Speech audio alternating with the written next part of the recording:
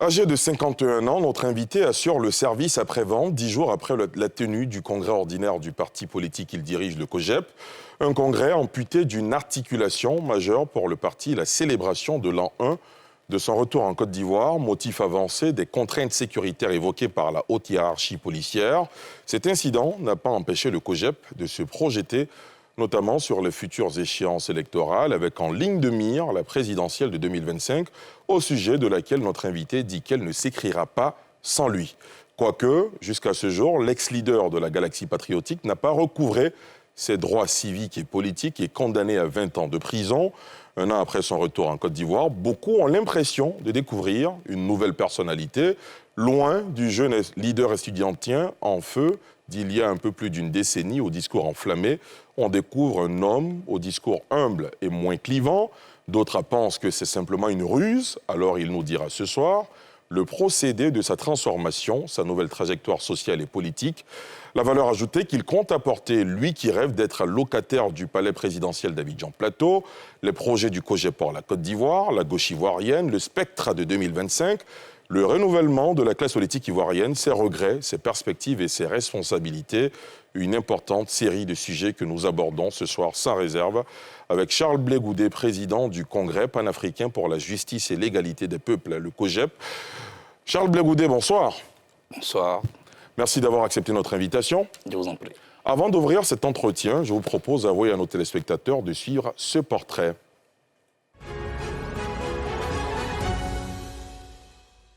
Charles Blé Goudet est l'invité ce soir de Sans réserve.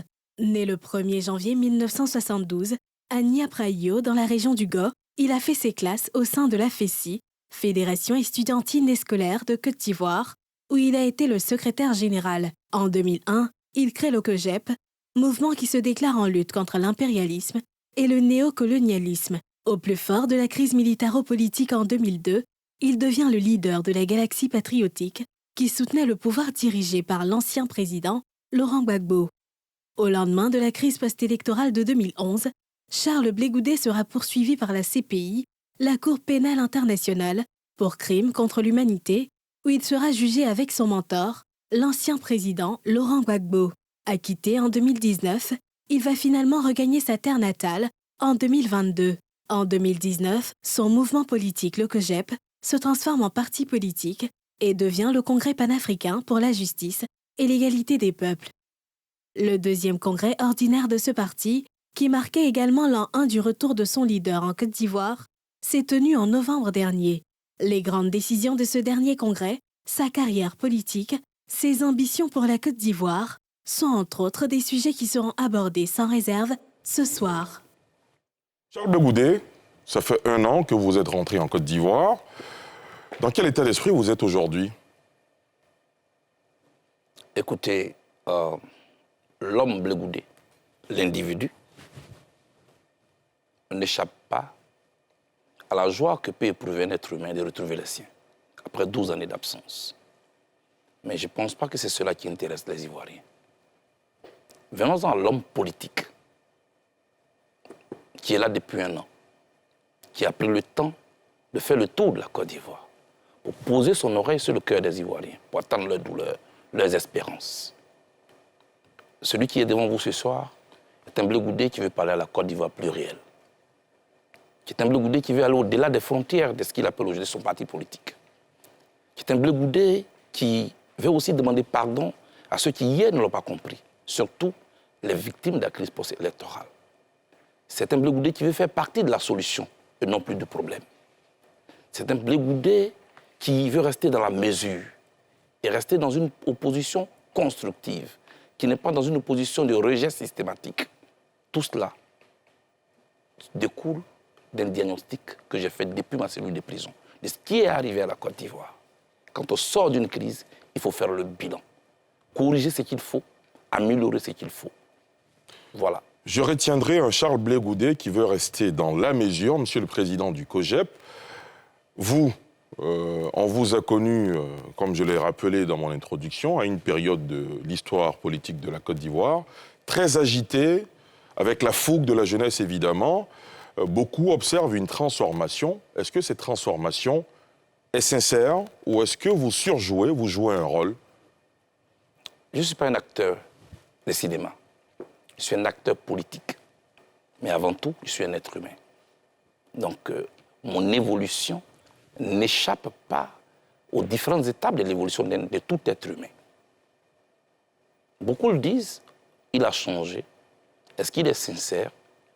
Je ne cherche pas à convaincre qui que ce soit. Je ne suis pas en compétition avec qui que ce soit. Je me suis mis en mission librement. Après avoir tiré les leçons de ce que mon pays a vécu. M. Derassouba, un étudiant que j'étais dans les années 2000, mon pays est face à une rébellion qui a des armes. Je prends la rue, comprenez que ce n'est pas là qu'on tient les discours, je veux dire, mesurés. Il fallait faire en sorte que la rébellion stoppe net. C'est ce que j'ai fait. Aujourd'hui, la Côte d'Ivoire n'est pas en crise. La Côte d'Ivoire n'est pas en guerre. Les Ivoiriens sortent d'un traumatisme. La mission que je me suis donnée, comment participer à apaiser sa situation, comment participer à consoler ceux qui sont en détresse, comment, par un seul mot et un seul acte, demander pardon à ceux qui ont été blessés et qui n'étaient pas forcément des politiciens. Oui, j'ai fait le bilan pendant 12 ans. Donc, Charles Blé Goudé a changé.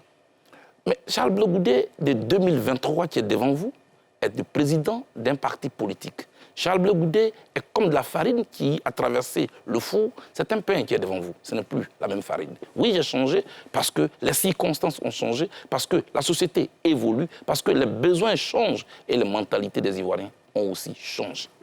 Parlons du congrès du COJEP qui s'est tenu il y a une dizaine de jours. Tout se passait bien jusqu'à ce que la haute hiérarchie policière vous indique que la cérémonie marquant l'an 1 de votre retour en Côte d'Ivoire doit être annulée, en tout cas suspendue ou reportée. C'est selon. Au soir de cette nouvelle, quand votre collaborateur, qui était en rapport avec les autorités policières, vous fait ce retour-là, vous prenez à témoin vos militants dans la salle, vous dites, c'est une décision, je ne veux pas susciter des troubles. Quelques jours après, vous êtes reçu sur un plateau de l'un de nos confrères, vous dites qu'il y a eu d'autres activités en marge dans la même journée, donc vous ne comprenez pas trop cette décision. Aujourd'hui, avec du recul, vous avez plus d'éléments, vous avez des doutes sur les raisons, les motifs sécuritaires avancés, évoqués par la haute autorité policière? C'est un chapitre que j'ai décidé de fermer. Je n'ai aucune raison, moi, qui demain veut diriger la Côte d'Ivoire, de mettre en doute les informations provenant de la haute autorité policière, comme vous le dites. La raison évoquée est tellement sensible, d'autant qu'elle est en lien avec la sécurité des Ivoiriens. Ces Ivoiriens qui sortent d'un traumatisme, à mon avis, il fallait d'abord prendre acte, réussir à faire passer l'information, gérer d'abord cette grosse frustration. Et je voudrais ici féliciter les militants du COJEP, les responsables du COJEP, parce qu'il n'y a pas eu de grabuge. Ils ont accepté la décision. Ce que d'autres partis politiques n'auraient pas fait, parce que la Côte d'Ivoire a une histoire, elle est récente. Cela dit, après quelques jours, moi, c'est le fait que je prends, M. Derassouba. Le fait, et c'est qu'au moment où on m'interdit la célébration de l'an 1 de mon retour, il y a d'autres activités politiques en Côte d'Ivoire. Parce que, pour vous, ce fut du 2 poids 2 mesures? C'est du 2 poids 2 mesures, c'est un constat. Parce que j'ai même proposé de délocaliser l'activité à l'intérieur du pays. On m'a dit non, c'est le même risque sécuritaire. Pendant qu'à quelques kilomètres d'Abidjan, à Théa-Salé, il y avait la campagne électorale. À Boisflé, à Oumé, à Goïtafla, à San Pedro. Est-ce que vous avez essayé de pousser un peu pour comprendre finalement les raisons qui ont motivé cette décision? J'ai voulu le faire, mais je n'ai pas jugé ça utile. Tournons cette page. Parce que ça peut arriver. C'est une activité parmi tant d'autres. Le plus important, ce qu'on doit savoir sur ce plateau, le COJEP a tenu son congrès jusqu'au bout, a renouvelé ses instances. Deuxièmement, le ministre sommet sur le panafricanisme que nous devions tenir avec nos camarades qui sont venus de l'extérieur a eu lieu. Ils sont repartis tranquillement et il n'y a pas eu d'affrontement entre des manifestants et la police. Je n'ai pas voulu être là où la Côte d'Ivoire peut avoir un problème. C'est cela qu'il faut retenir. tournons cette page. Il y a beaucoup de fêtes dans la vie. Il n'y a qu'une seule vie. Voilà. Parlons de ce congrès, justement, à la croisée des chemins, parce que vous n'avez pas participé aux dernières élections locales. Vous annoncez participer aux futures échéances électorales, on en parlera évidemment. Ce congrès, quelles en sont les conclusions, les principales recommandations? D'abord, première décision majeure. Vous avez été J'ai réélu. été réélu. On va parler justement du fonctionnement des partis politiques. On verra si le COJEP s'inscrira dans la logique des autres partis. Deuxièmement, il fallait renouveler nos instances. Il fallait adapter nos textes aux réalités et aux objectifs qui sont nouveaux. J'étais en prison quand les camarades m'ont confié la direction du COJEP. Je veux dire en semi-liberté en 2019 quand je sors de prison. 4 ans après, c'est un exercice statutaire qu'il fallait faire. Maintenant, il y a d'autres objectifs qui se présentent à nous. Il faut restructurer le parti, il faut implanter le parti, il faut former nos militants, aller maintenant partager notre vision avec les Ivoiriens. Je pense que c'est la mission qui m'a été confiée. Mais ce que vous pouvez aussi retenir, c'est que le COJEP prend la décision majeure de participer à toutes les échéances électorales qui auront lieu à partir de 2025. Voilà ce que vous devez retenir de ce congrès. Vous nous direz pourquoi vous avez pris cette décision, dans la mesure où il y a quelques mois seulement, en septembre dernier, vous disiez le COJEP ne prend pas part aux élections locales. On comprendra un peu plus tard dans cette émission pourquoi vous avez décidé d'y aller pour 2025. Revenons à ce congrès. Vous parlez des élections locales qui viennent d'avoir lieu. Affirmatif. Ah oui, mais là, on vous parle de projection. Oui, je suis d'accord. C'est ça le rôle d'un congrès. Qu'est-ce qui a changé en temps, justement? Non. On parle des élections locales qui viennent d'avoir lieu parce que nous avons pris le temps d'observer. On a participé à ces élections autrement, par notre campagne de paix. Je peux vous dire, M. Delassouba, que de 2000 jusqu'à 2023, cette élection-ci n'a pas connu d'affrontement. Parce qu'il fallait des gens pour aller vers les populations et leur rappeler que ce n'est qu'un exercice. Pourtant, il y a eu des contestations par-ci, par-là, mais ils ont suivi la procédure qu'il fallait. Il n'y a pas eu de soulèvement dans les villes. Et pourtant, vous avez vu des candidats affirmer qu'ils ont été grugés. Mais c'est parce que nous avons été là pour appeler au calme.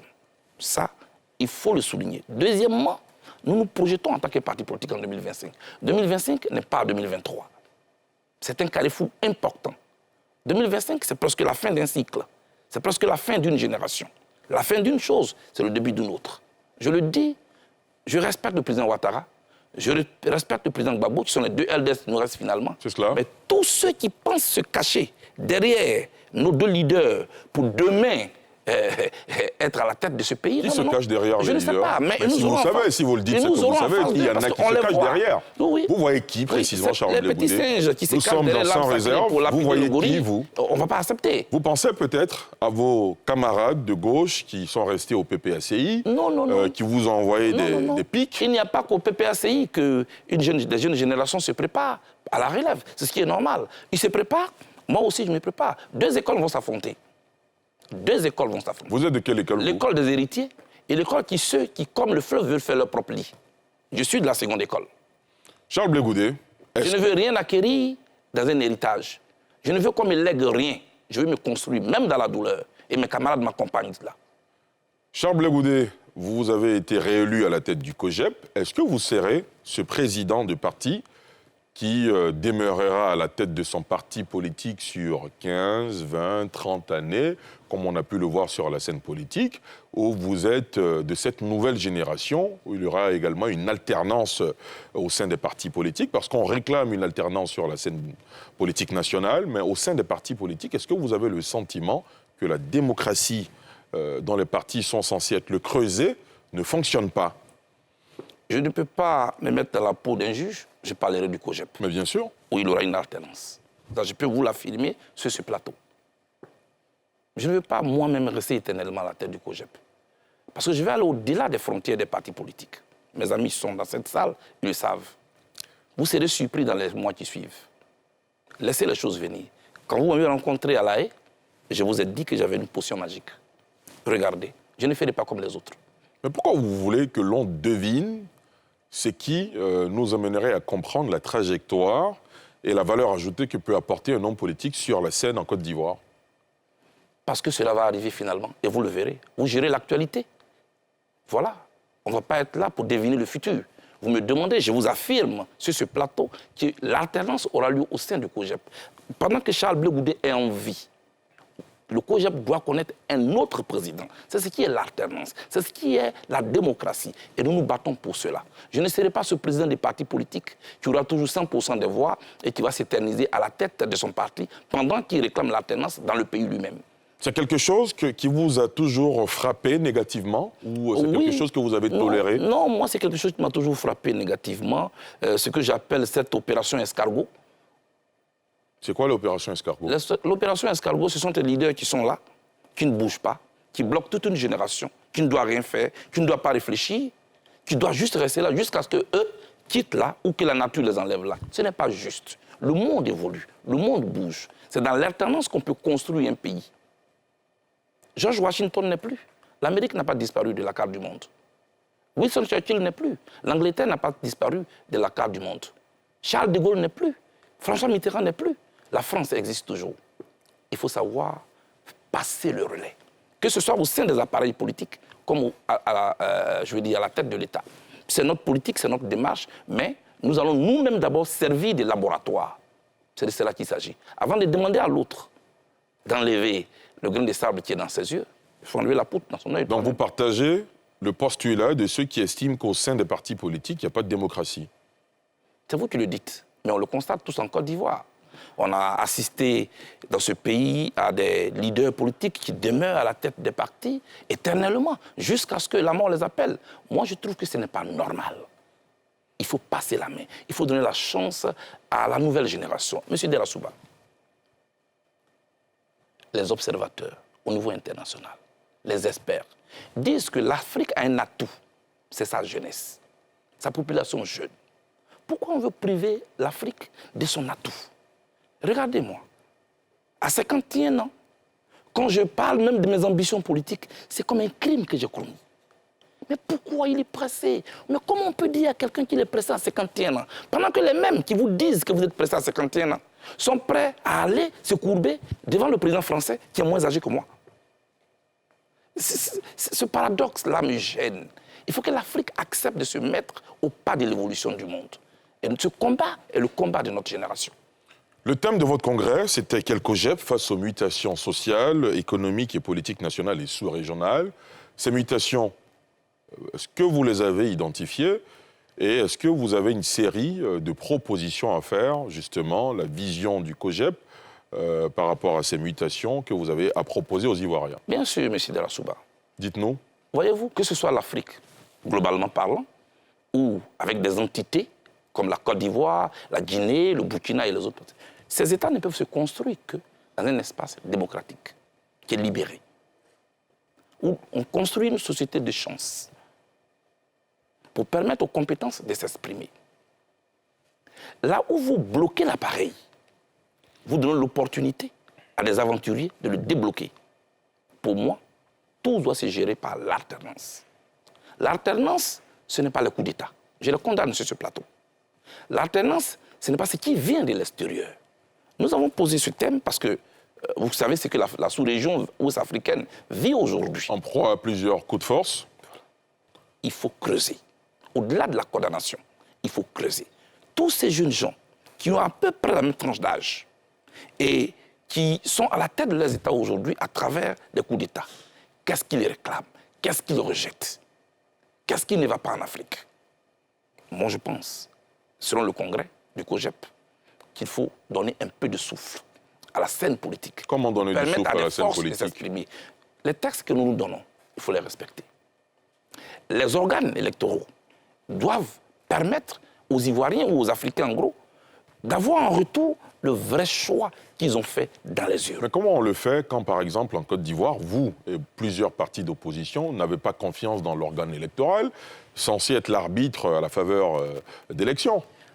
En Afrique, et précisément en Côte d'Ivoire, personne n'a confiance en l'organe électoral.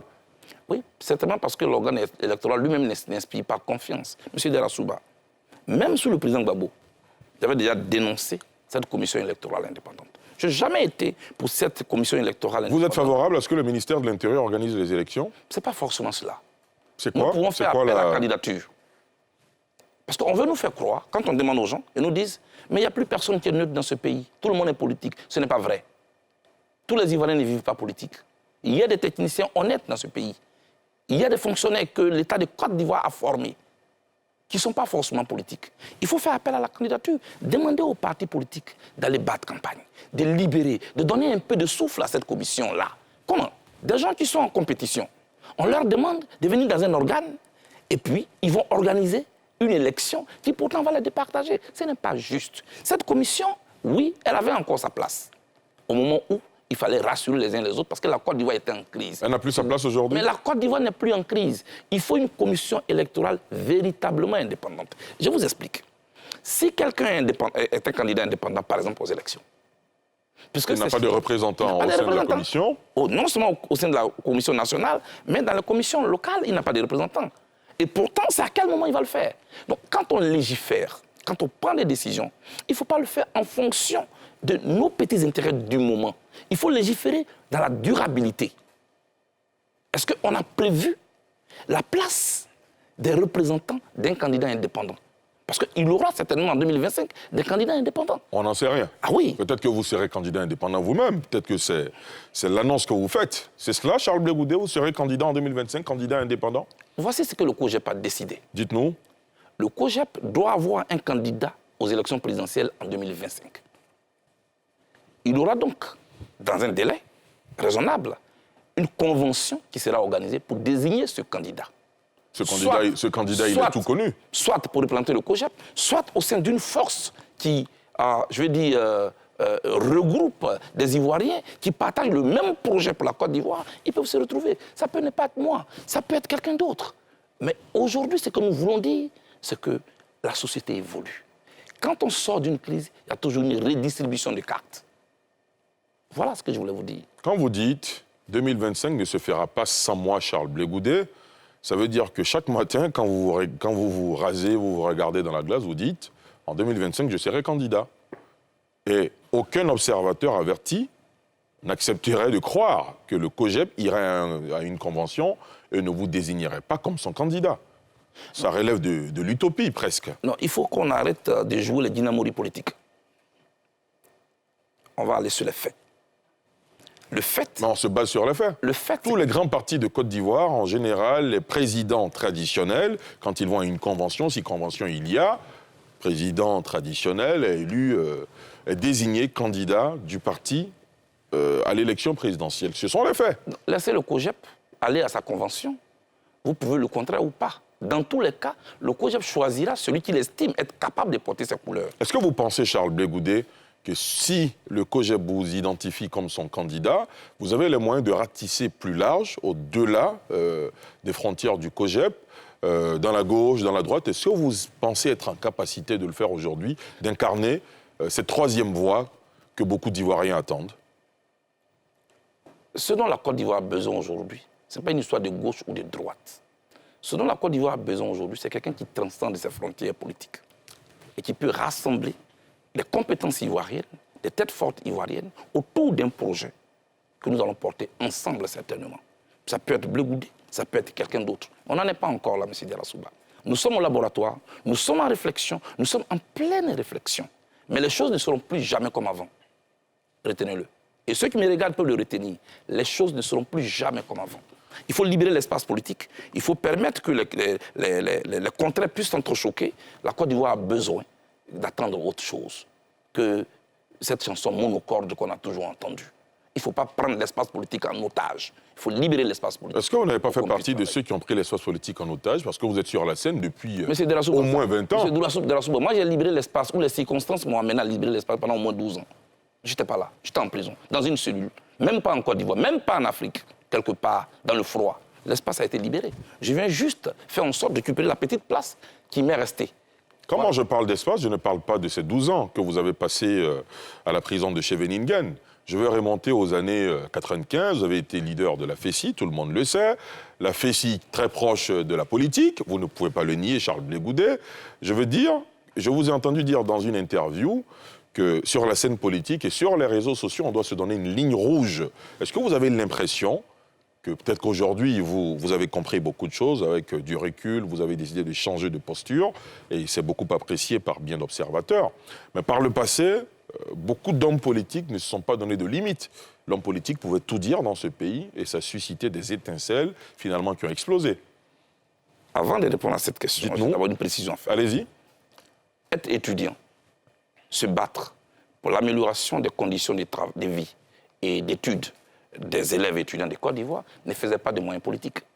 Charles Blé Goudé, j'étais à la tête de l'Union des étudiants. Non, soit, je suis d'accord avec vous. Est-ce que vous êtes d'accord que dans la mémoire collective, oui, la FESI était proche du FPI de l'époque? Non, ça, vous dites deux choses. Vous avez dit qu'il y a longtemps que je suis sur la scène politique, mais en tant que qui? Quand on crée un parti politique, c'est pour conquérir le pouvoir. Bon, disons le prolongement. Le gérer. Donc moi, je n'étais pas sur la scène politique. D'accord. D'accord. Deuxièmement, quand j'ai fini mon mandat de la FESI, alors la Côte d'Ivoire est en crise, il y a une rébellion qui éclate en Côte d'Ivoire. Je soutiens les institutions de la République en son temps, incarnées par le président Laurent Gbagbo. Ça ne faisait pas de moi un acteur politique. Maintenant, c'est l'acteur politique qui est assis devant moi, devant vous. Et donc, on peut parler. Ce qu'il faut dire par rapport à votre question, qui est que il faut se fixer une ligne rouge. Je suis pour cela. Nous avons une communauté de destin. Là où on parle de l'intérêt de la Côte d'Ivoire, les frontières de nos partis politiques doivent disparaître. Je l'ai vu aux États-Unis. J'ai vu des candidats en pleine élection, main dans la main, aller célébrer le 11 septembre. Quand il y a eu l'attaque du Bataclan, j'ai vu autour du président français, les opposants français, discuter avec lui pour faire des propositions. Parce que c'est la France qui est en jeu. À quel moment la Côte d'Ivoire sera en jeu? Que je vois tous ces opposants autour du président de la République, qu'ils l'aiment ou qu'ils ne l'aiment pas, il s'agit de la Côte d'Ivoire. Sans la Côte d'Ivoire, il n'y a pas de PPACI. Sans la Côte d'Ivoire, il n'y a pas de COGEP. Sans la Côte d'Ivoire, il n'y a pas de RHDP. Sans la Côte d'Ivoire, il n'y a pas de PDCI-RDA. C'est cette Côte d'Ivoire-là que nous voulons construire. Nous fixer une ligne rouge. Oui, il le faut. Parce que notre pays en a besoin. Je dis. Très bien. Charles Blé Goudé, pour beaucoup, ceux qui observent votre transformation se disent que finalement, cette transformation, c'est parce que vous êtes sous le coup de poursuites judiciaires, 20 ans de prison notamment, une sorte d'épée de Damoclès, et vous n'avez pas recouvré vos droits civiques. C'est pour cela que vous êtes obligé de faire profil bas, et quand vous retrouverez tous vos droits, finalement, on retrouvera l'ancienne version de Charles Blé Goudé. Qu'est-ce que vous répondez à ceux qui sont dans cette lecture? C'est leur lecture. Quand vous êtes au volant d'une voiture, en voyage, si vous devez vous arrêter à tous les carrefours pour lapider tous les chiens qui aboient, vous n'allez pas arriver à destination.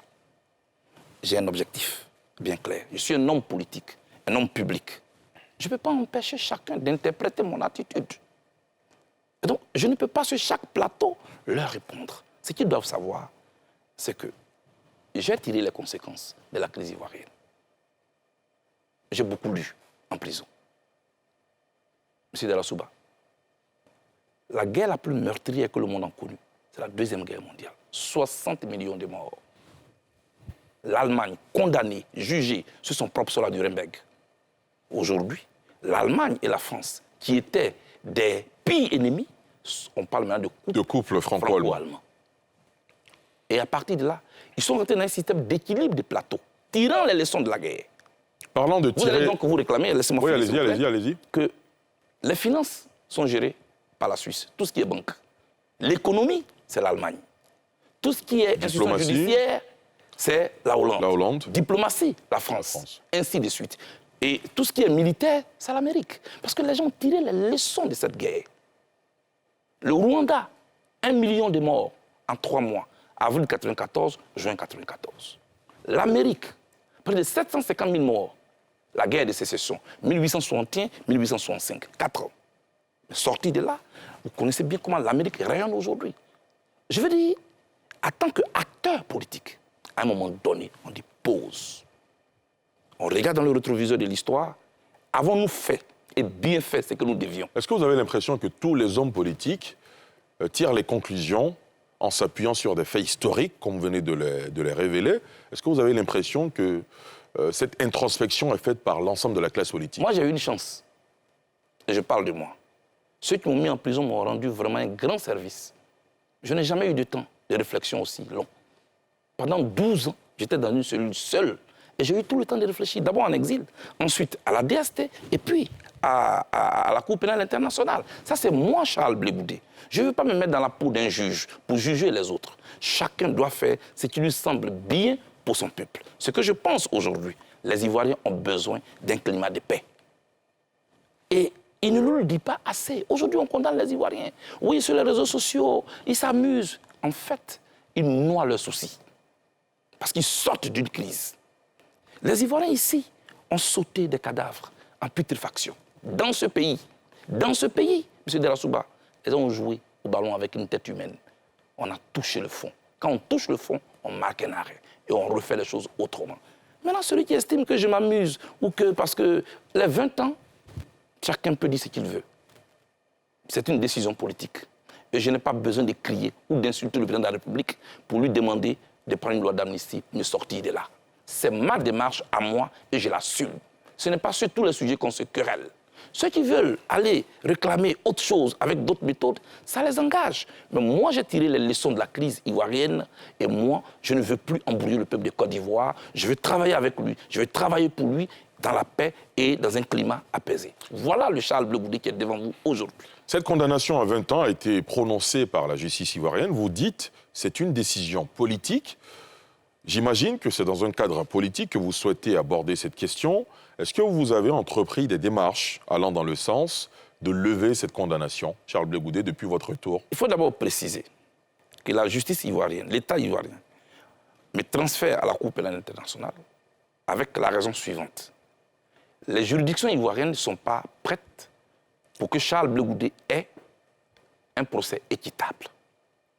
Je suis donc amené à la CPI pour répondre des faits, des charges relatives à la crise post-électorale. Tous les faits, j'ai été acquitté. Pour les mêmes faits qualifiés de nouveaux, on me condamne à 20 ans en Côte d'Ivoire. Je comprends. Tout ça, c'est politique. Est-ce que j'ai entrepris des démarches? Il y a des problèmes que le temps règle. Il y a des problèmes que le temps règle. Moi, j'essaie d'être patient. Monsieur Delassouba, j'ai été libéré le 15 janvier 2019 à 16h. Au moment où mes parents et amis célébraient dehors, le même 15 janvier à 21h, on me remettait les menottes. J'ai su attendre. Monsieur Delassouba, le procureur a fait appel. J'ai dû attendre jusqu'au 31 mars 2021 pour que soit définitif mon acquittement. Ensuite, je devais attendre un passeport. Après le passeport, je devais attendre une date pour mon retour. Quand je revenais ici, c'était un saut dans l'inconnu. Ce que la prison m'a appris, c'est la patience. Je suis patient. Et je reste convaincu que par une décision politique, cette situation va trouver une solution. Vous susciterez un dialogue politique? Entre qui et qui? Entre vous et qui? Et les décideurs, les tenants du pouvoir.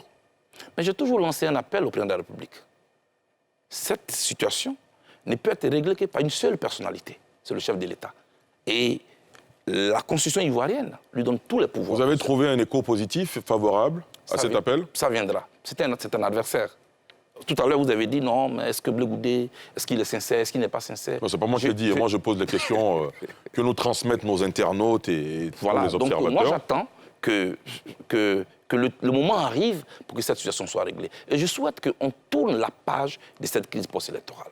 On ne va pas traîner tous les résidus émotionnels de cette crise pendant longtemps. Quand on tourne une page, il faut la tourner. Le Rwanda l'a tournée, l'Europe l'a tournée, l'Afrique du Sud l'a tournée, la Côte d'Ivoire peut aussi tourner cette page. C'est mon avis, c'est ma vision.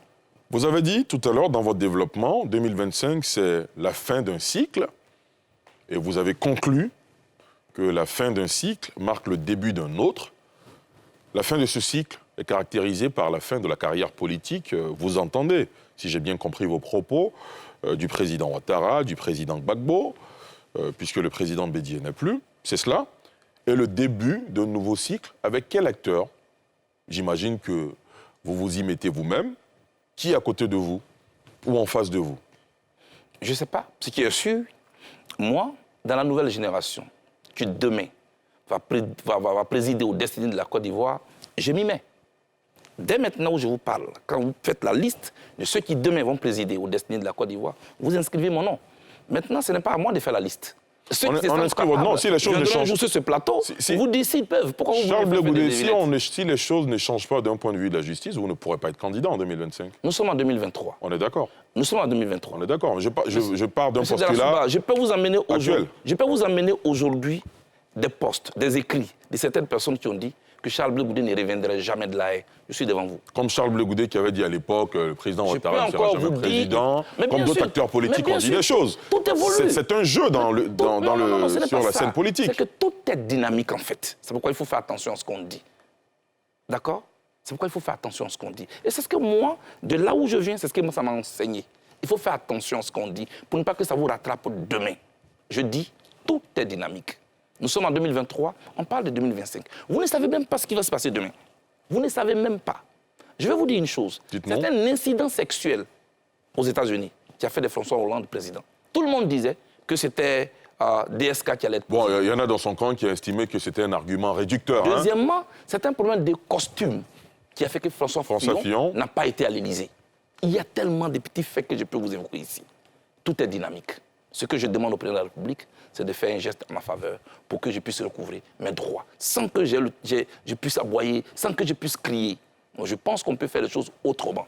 Et j'invite les uns et les autres à accepter que nous tournions la page de cette crise qui a trop endeuillé notre pays. La Côte d'Ivoire n'est pas obligée de continuer dans un climat de confrontation. On peut faire les choses autrement. Notre pays en a besoin, notre peuple en a besoin. Et moi, je ferai tout pour participer à ça. Je reviens encore sur la fameuse fin de cycle. C'est un appel au président Ouattara, au président Gbagbo à se retirer? Ce n'est pas mon rôle, du tout. Et je n'ai pas cette intention. Je parle d'un cycle naturel que j'ai décrit. On vient, on agit, et puis on part. Et puis on part un jour. Et quand on part, il faut savoir partir. Savoir partir, c'est de l'art. Vous partez de vous-même, vous maîtrisez votre calendrier. Il faut éviter que des choses vous surprennent.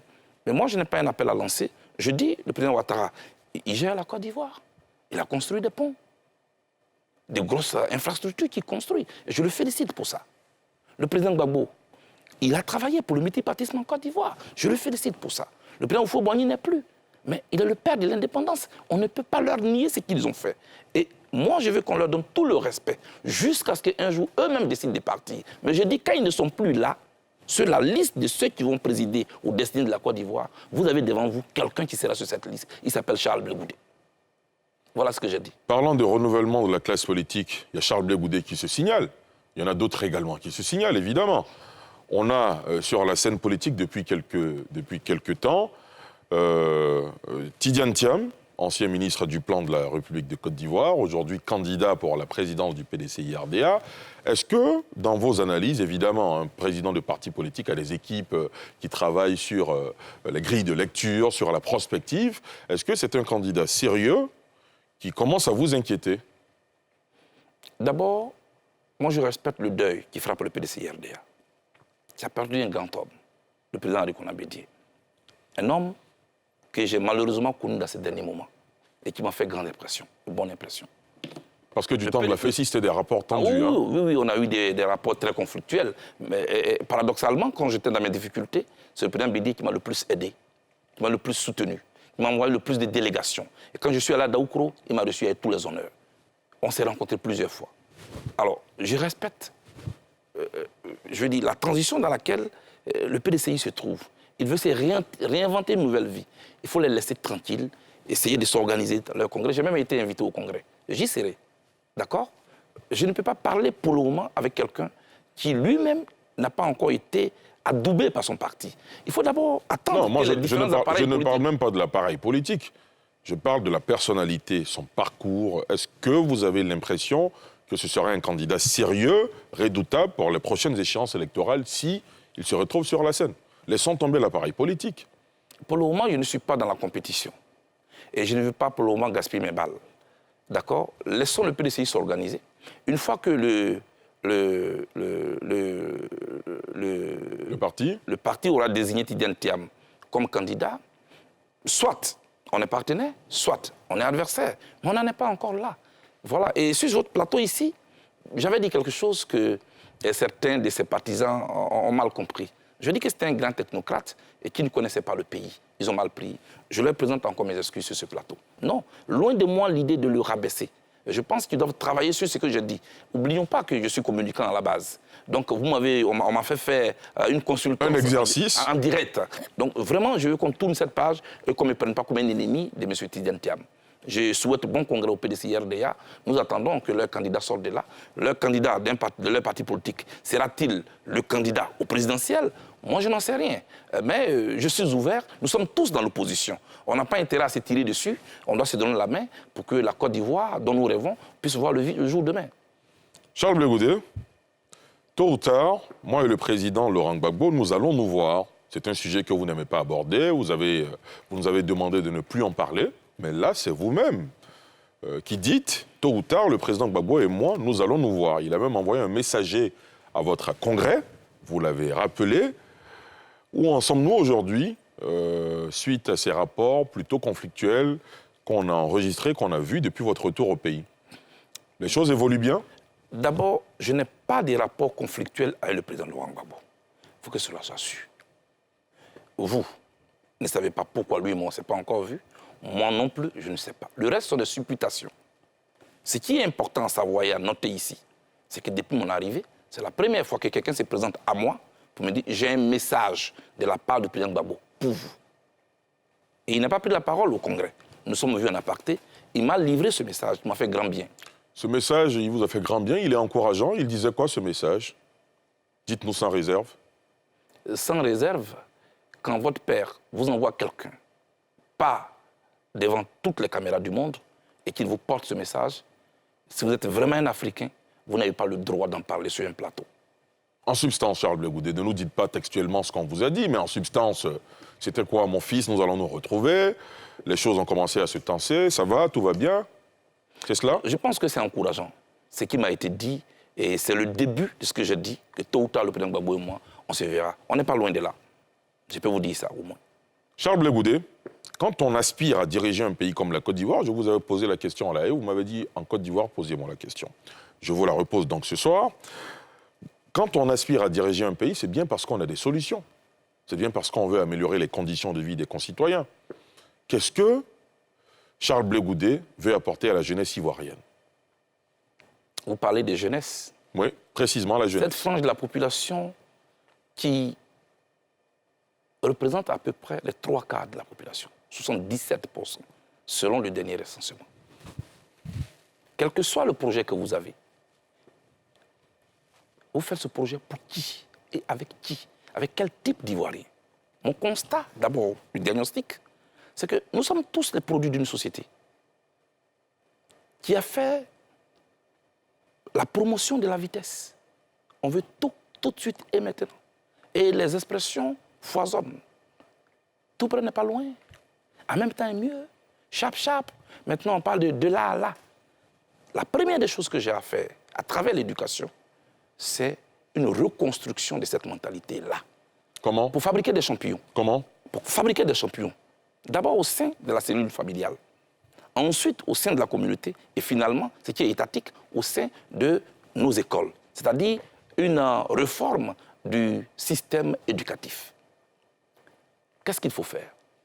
Il faut former en fonction des besoins de notre société.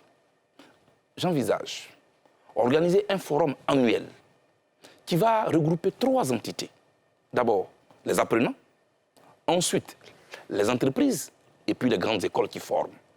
C'est un carrefour, où les entreprises viendront recruter, là, en direct, chaque fin d'année, avec les résultats que les écoles auront présentés. Donc ici, il aura le mérite. Deuxième gain, pour la Côte d'Ivoire, les élèves, les étudiants auront au moins un modèle de réussite. Troisièmement, les grandes écoles qui vont rencontrer les entreprises vont donc cartographier leurs besoins et vont orienter les modules de formation en fonction des besoins de nos sociétés. Parce que cette école dans laquelle nous sommes aujourd'hui, M. Darasouba, répond-elle encore aux besoins de la Côte d'Ivoire? Actuelle. Je dis bien actuelle. Les formations diplômantes doivent évoluer à mon sens. Voilà la première des choses que je fais. Deuxièmement, nous sommes une terre d'agriculture. M. Darasouba, je n'accepte pas que la Côte d'Ivoire dépende à 60% de l'importation du riz de l'Inde.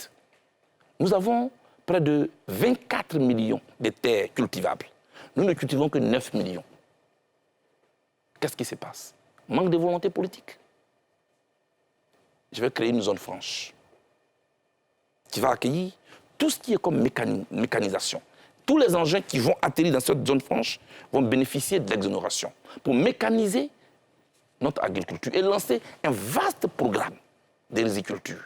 Parce qu'il faut d'abord résoudre les besoins primaires, amener la Côte d'Ivoire à un stade d'autosuffisance, ensuite à un niveau de sécurité alimentaire pour finalement exporter. Ça, c'est des milliers d'emplois que ça va créer. Je ne parlerai pas, moi, de retour à la terre. Retour à la terre veut dire on a échoué, on revient. Il ne faut pas devenir agriculteur ou planteur parce qu'on a échoué. C'est un métier. Acceptons de vivre de notre terre. Évitons et refusons d'aller mourir dans la mer. Parce que ceux qui vont mourir dans la mer, qu'est-ce qu'ils vont chercher, M. Darassouba? Le bien-être. Nous voulons mettre au centre de notre action, de notre réflexion, l'être humain. Il y a autant de projets qu'on ne va pas définir sur ce plateau, mais sachez que la première des choses, c'est la reconstruction d'une mentalité de gagneurs. Que la jeunesse ivoirienne comprenne que nous allons rentrer dans un système de semences et de récoltes. C'est-à-dire mettre au centre la valeur travail. Tout ne s'obtient pas sur un plateau d'or. Tout le monde ne peut pas devenir vendeur dans la rue. Je voudrais donc vous dire ici que le plus important pour moi, c'est d'abord de reconstruire la mentalité. Savoir que nous sommes dans un monde de compétition aujourd'hui, où on ne paye plus le monde aux pauvres. On ne retient même pas les bons, on prend les meilleurs. Il faut former notre jeunesse, parce que demain, c'est elle qui va compétir avec les autres. Charles Blé Goudé, vous l'avez rappelé vous-même au cours de cette émission, la région ouest africaine est en proie à plusieurs coups de force. Le Mali, le Burkina, la Guinée, le Niger plus récemment. Dans ces changements, dans ces mutations, il y a un débat qui a refait surface, qui est une partie de l'ADN de votre parti, le panafricanisme. D'un côté, il y a ceux qui s'identifient comme étant des panafricains, qui estiment qu'ils sont plus amoureux de l'Afrique, en tout cas plus militants des droits de l'Afrique que les autres. De l'autre côté, il y en a qui estiment que c'est un prétexte pour justement cacher d'un voile les tares des coups d'État qui ont été réalisés, qui ont été opérés dans ces pays. Vous, qui êtes à la tête d'un parti panafricain, c'est quoi le panafricanisme qui peut aider l'Afrique? Le panafricanisme, j'ai envie de dire, positif. Avant de parler Afrique, on a tout à l'heure parlé des projets en Côte d'Ivoire. C'est cela. Ce que je veux dire aux Ivoiriens ce soir, je n'ai pas de millions de francs CFA. J'ai des millions d'idées pour qu'ensemble, on change la Côte d'Ivoire. Je ne connais peut-être personne à l'ONU, ni à l'Élysée. Je connais les Ivoiriens. Je connais leurs problèmes. Je connais chaque hameau de la Côte d'Ivoire. Quand quelqu'un dit « je n'ai pas pu manger à midi », je sais ce que ça veut dire. Quand un père de famille n'est pas tranquille dans la tête parce que la rentrée scolaire approche, je sais ce que ça veut dire, parce que je l'ai vécu. Mais une chose est de savoir, mais une chose est de proposer des solutions. J'arrive. Et je vous dis, ces solutions, je les ai. On aura ici, on va débattre. Vous avez parlé de 2025, mais on va débattre. Vous allez nous recevoir ici. Mais vous serez surpris. Vous serez vraiment surpris, parce que nous sommes prêts. Parlant de l'Afrique, moi, mes amis et moi, qui sont venus tout récemment, des députés qui sont venus des autres pays, des ministres que vous avez reçus sur votre plateau ici, nous sommes dans une démarche d'un panafricanisme constructif et non d'un panafricanisme de rejet. Non plus d'un panafricanisme qui appelle à quitter un maître pour aller chercher un autre maître. Non, l'Afrique peut vivre selon son propre système de pensée, selon son propre paradigme. C'est à cela que nous travaillons. Faire tomber d'abord ce qu'il y a comme barrière entre nous. M. Darassouba, l'Afrique, c'est un marché de 1,4 milliard. 2 fois l'Union européenne. L'Afrique, c'est près de 30 millions de kilomètres carrés. L'Afrique, c'est autant de terres arables. Mais si tout cela n'est pas accompagné par une vision de ceux qui veulent se prendre en compte pour compter eux-mêmes et non ceux qui tendent toujours la main à l'autre, oui, on quitte tel pays pour aller vers tel pays, ce n'est pas notre idée. Nous avons fait un premier mini-sommet, nous avons le prochain sommet en RCA, en République centrafricaine, pour pouvoir poser toutes ces bases. Mais ce que vous devez retenir aujourd'hui, on n'a pas besoin de rejeter les autres pour exister. Nous vivons aujourd'hui un monde qui est ouvert, multilatéral. L'Afrique peut choisir librement ses partenaires, sans forcément aboyer. La Chine est là où elle est aujourd'hui. Nous sommes le seul continent que les pays convoquent. Ça, vous le savez. Sommet France-Afrique, sommet Russie-Afrique, sommet Chine-Afrique. Et vous voyez nos chefs d'État alignés comme ça. Moi, ça me fait honte. À quel moment l'Afrique va convoquer les autres? Pour les convoquer, il faut être en position de les convoquer. Savoir compter soi-même et éviter d'être toujours dans ce système d'assistanat. Sans pourtant rejeter les autres. On n'a pas besoin de crier. On peut s'asseoir, on peut réfléchir. D'abord, résoudre les problèmes entre nous pour quitter la Côte d'Ivoire pour aller au Ghana, tout près ici. C'est de la Souba. Vous allez trouver des barrières. Pourtant, on parle de CEDEAO, de circulation des biens. De libre circulation. De libre circulation des biens. Moi, j'ai été de la France, en Belgique, en Angleterre.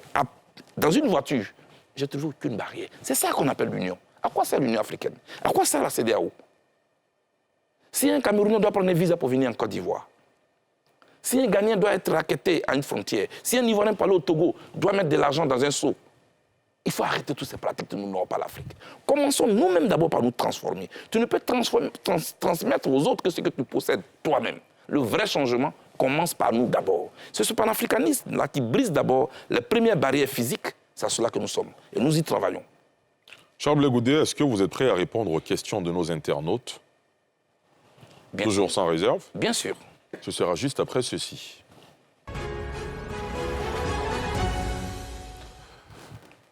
La première question d'internaute nous vient de Jacques Coissy qui dit « Pouvez-vous demander à votre ami Guillaume Soro de se calmer et négocier sans retour ?» C'est vrai que nous ne sommes pas en contact, Dieu et moi, vu la situation qu'il traverse. Mais vous avez partagé tellement de choses Mais ensemble. je sais ce que c'est que la vie d'une clandestinité. Le moins que je puisse dire ce soir, c'est que je ne veux pas le juger. Je sais qu'il est en difficulté. Moi, j'appelle à l'humanisme envers Guillaume. J'ai vu Guillaume la dernière fois. Ce n'est pas notre président de l'Assemblée nationale qui est là. J'ai vu Guillaume la dernière fois. Ce n'est pas notre ancien Premier ministre qui est là. Je parle de notre, parce que je parle en termes d'ivoirien. J'appelle à un peu d'humanisme envers lui. Cela dit, je peux aussi lui parler en tant qu'ami. Si vous l'aviez en face de vous, C'est vous ce lui que je vais diriez faire. quoi? Moi, je demande à Guillaume de taper à la porte de son papa. Son papa, Alassane Ouattara. C'est lui qui l'a dit. C'est son fils. Les relations humaines sont faites de haut et de bas. C'est le bas qu'il faut savoir gérer. Ne pas prononcer un seul mot de trop ou ne pas poser un seul acte de trop. Nous sommes africains avant tout. Un enfant n'a jamais raison de son père. Quel que soit ce que votre père vous a fait, vous devez lui demander pardon. Jusqu'à ce qu'un jour, il vous pardonne. C'est comme ce que je suis en train de faire avec le président Laurent Gbagbo. Je dis sur ce plateau que je ne sais pas ce que j'ai fait. Mais dans tous les cas, dès l'instant où votre papa vous ferme la porte, c'est qu'il y a un problème. Vous devez demander pardon. Je demande à Guillaume de continuer de taper à la porte du président Alassane Ouattara avec humilité. Parce qu'il a besoin de reprendre ses activités politiques. C'est ce qu'il sait faire, c'est ce qu'il veut faire. Toute autre voie est suicidaire. La Côte d'Ivoire même n'en a pas besoin. Je lui demande pardon. En tant que son frère, en tant que son ami, qui continue de taper à la porte du président Alassane Ouattara. Certainement, il peut être pour le moment tendu, être fâché, mais un jour viendra où il peut ouvrir la porte. C'est ce que je lui conseille. Et je demande au président Ouattara de pardonner à son fils. De lui pardonner sincèrement. Parce que celui qu'on a vu là, sur les écrans, ce n'est pas celui avec qui il a travaillé. Quand quelqu'un est malade, quand quelqu'un ne va pas bien dans la tête ou physiquement, ça se sait tout de suite. C'est le rôle. Quand c'est gâté, en général, ce n'est pas à l'enfant qu'on demande. On demande à l'aîné. Je demande que ce problème-là soit réglé pour qu'on tourne cette page-là, pour qu'on puisse avancer. Et ils peuvent nous léguer ce pays tranquillement. Nous aussi, dans nos attitudes, nous devons faire en sorte de donner à nos aînés le respect qu'ils méritent. En tant que d'abord Africains. Je précise, ce n'est pas l'homme politique qui parle. Très bien. C'est l'Africain qui parle. Nous avons des valeurs. Nous avons des principes en Afrique. L'enfant n'a jamais raison. Le père a toujours raison. Je demande à mon ami de continuer de taper à la porte de son père, qui un jour lui ouvrira la porte. Très bien. Prochaine question. La prochaine question nous vient de Lansine Keïta qui dit « Charles Blé Goudé a-t-il rendu les armes ou est-il plutôt dans une stratégie de combat ?» On en a parlé, mais rapidement pour revenir sur cette question.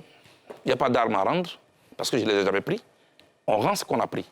Je n'ai jamais pris d'armes et la Cour pénale internationale l'a prouvé, par A+V, devant toutes les caméras du monde. Le reste, je vais participer à apaiser mon pays. Et il fait partie certainement de ceux qui ne m'ont pas encore compris. Je lui demande de me comprendre et de me juger sur mes actes. Très bien. La prochaine question. Alors, cette fois-ci, c'est Anissé Kouamélan qui dit « Quel Charles Blé Goudé sans Laurent Gbagbo, son mentor ?» Cette question, vous savez, appelle à beaucoup de choses. Vous risquez de verser dans l'ego. Soit je dois dire, sans Laurent Gbagbo, je suis Charles Blé Goudé, ou sans Laurent Gbagbo, je ne suis rien. Tout ça, c'est l'ego. Ça ne sert à rien. Je vous dis, ce que la prison m'a enseigné, c'est l'humilité. Je vais seulement un jour rencontrer mon père, Laurent Gbagbo. Tout le reste, ce n'est pas important. Que je sois quelqu'un avec Laurent Gbagbo ou sans Laurent Gbagbo, je suis Charles Blé Goudé. L'homme que Blé Nieppo Marcel a mis au monde. Pour le reste, ce n'est pas important. Parce que ça, oui, il n'est rien sans Gbagbo, j'entends ça, hein? Il n'est rien sans Gbagbo, il ne représente plus rien, ce n'est pas important. Je travaille à représenter quelqu'un un jour. Le président Gbagbo lui-même nous a dit, il n'a jamais hérité de qui que ce soit. Il est le produit de son propre travail. Je vous avais dit à la haie, quand un père parle à son enfant, l'orphelin tend son oreille. J'ai tendu mon oreille, j'ai pris ma part. Ma part, c'est qu'on m'invite au travail. Le lien que je veux tisser, c'est avec les Ivoiriens. L'alliance que je veux tisser, c'est avec les Ivoiriens. C'est eux qui sont les seuls arbitres. Et c'est avec eux que je vais travailler. Et c'est pour eux que je vais travailler. C'est eux qui, demain, s'ils me font confiance, vont me confier ce pays comme je veux le faire. Charles Blé Goudé, dans quelques jours, il y aura une Coupe d'Afrique des Nations en Côte d'Ivoire. Vous allez participer à la fête, j'imagine? Oui. Et au-delà de participer à la fête, c'est un appel que je vais lancer. C'est une vitrine pour notre pays. Quelles que soient nos oppositions politiques, il s'agit de la Côte d'Ivoire. Chacun doit s'y mettre pour que cette terre d'hospitalité soit célébrée.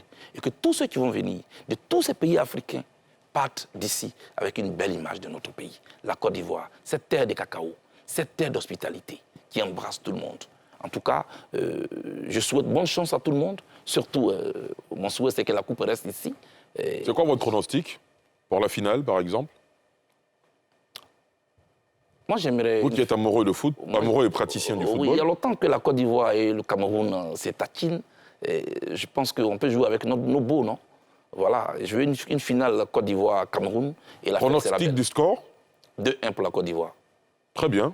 Ben, on verra bien si vous êtes un bon pronostiqueur. Est-ce que vous avez le sentiment, au terme de cet entretien, d'avoir répondu à toutes nos questions, sans réserve? Je veux être vrai. Je veux démontrer qu'on peut faire la politique en étant vrai. Je ne suis pas pour ceux qui disent les promesses électorales n'engagent que ceux qui y croient. Non. Les promesses doivent engager ceux qui les font. La redevabilité. Je veux que les Ivoiriens trouvent en face d'eux un Blé Goudé vrai. Oui, même quand on se moque de moi pour dire que je suis devenu mou, c'est pas grave, parce que je veux être vrai. Je veux travailler pour les Ivoiriens. Monsieur Delassouba, j'ai répondu en tant qu'homme vrai à toutes vos questions. Et je vous dis merci. Merci beaucoup d'avoir répondu à nos questions. En tout cas, merci d'avoir accepté notre invitation. Merci à vous, chers internautes et téléspectateurs, de nous avoir suivis. Je vous souhaite de passer une excellente soirée sur la nouvelle chaîne ivoirienne.